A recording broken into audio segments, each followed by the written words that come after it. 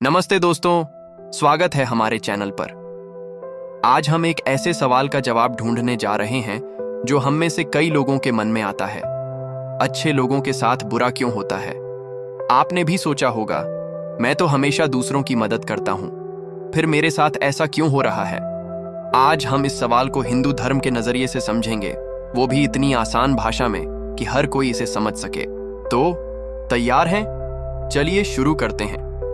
और हाँ, अगर आपको ये वीडियो पसंद आए तो लाइक, शेयर और सब्सक्राइब करना न भूलें और घंटी दबा दें ताकि आपको हमारे नए वीडियो की सूचना मिले।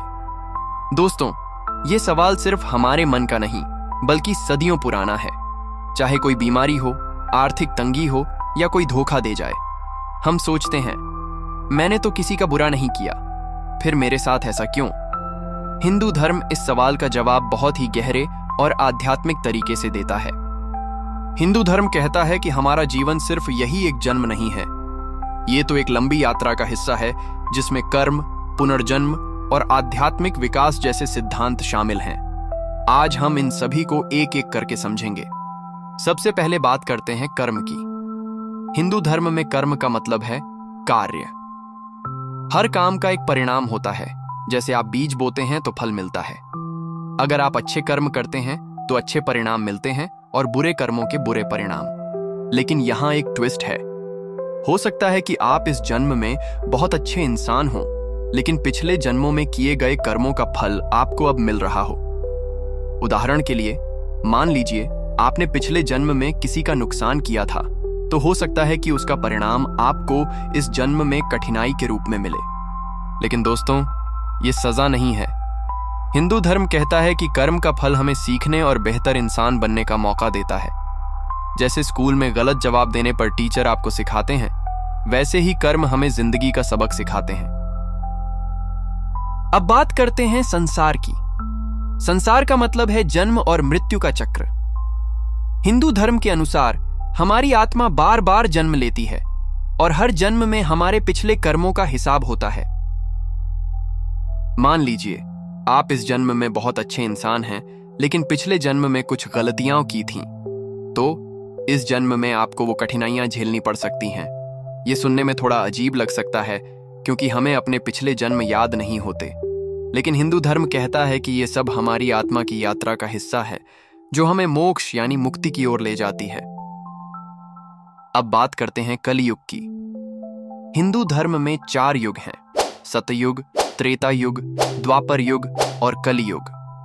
हम अभी कलियुग में हैं, जो नैतिकता की कमी और अराजकता का युग माना जाता है।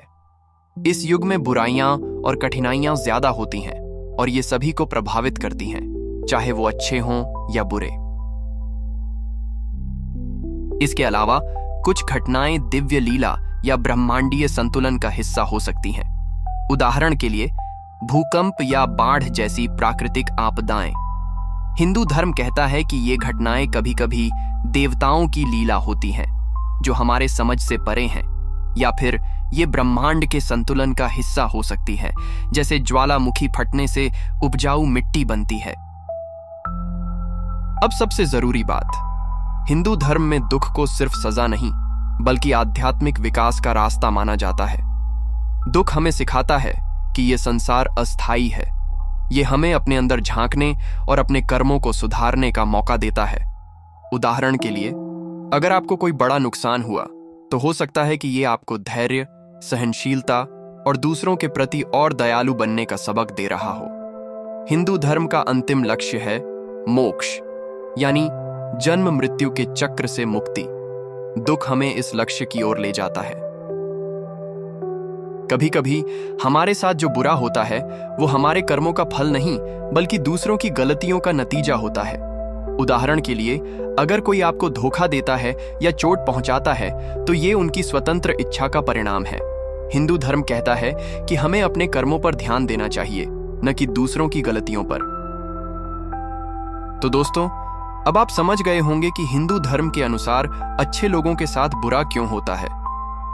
ये सब कर्म, पुनर्जन्म, कलियुग और आध्यात्मिक विकास का हिस्सा है। ये दुख हमें सिखाते हैं, हमें बेहतर बनाते हैं और हमें मोक्ष की ओर ले जाते हैं।